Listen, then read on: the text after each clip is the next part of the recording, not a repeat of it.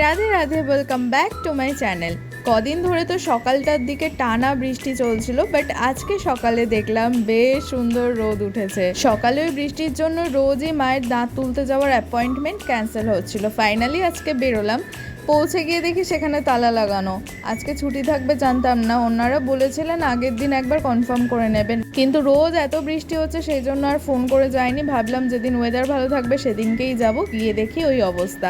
তারপরে আর বাড়ি ফিরলাম না, মাকে নিয়ে চলে গেলাম জুতোর দোকানে একটা নতুন জুতো কেনানোর জন্য।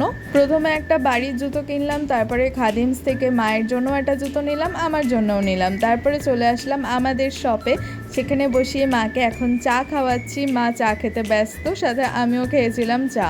মা তো সকালবেলায় ভাত টাত খেয়েই বেরিয়েছিল, দাঁত তুলতে হলে তো খেতে পারবে না সেই ভেবে, কিন্তু দাঁত তো আর তোলা হয়নি। আর সেই কোন সকালে ভাত খেয়ে বেরিয়েছে, তাই জন্য বাড়ি আসার সময় নিয়ে আসলাম চিকেন বিরিয়ানি আর চিকেন কষা। আমি আর মা হাফ হাফ করে ওই এক প্যাকেট বিরিয়ানি খেয়েছি। তারপর শরীরটা একটু খারাপ লাগছিল, দেন রেস্ট নিয়ে সন্ধ্যে না, রাত্রের দিকে বেরিয়েছিলাম। স্নান টান সেরে ওই 8টা সাড়ে 8টা নাগাদ আমি গিয়েছিলাম শপে।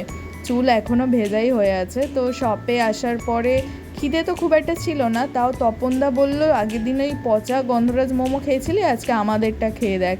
তো তপনদার দোকান থেকে মোমো কিনে নিয়ে আসলাম, মোটামুটি ভালোই ছিল। এরাও ফুড কালার ইউজ করেছে, তবে মোমোর টেস্ট ভালো ছিল।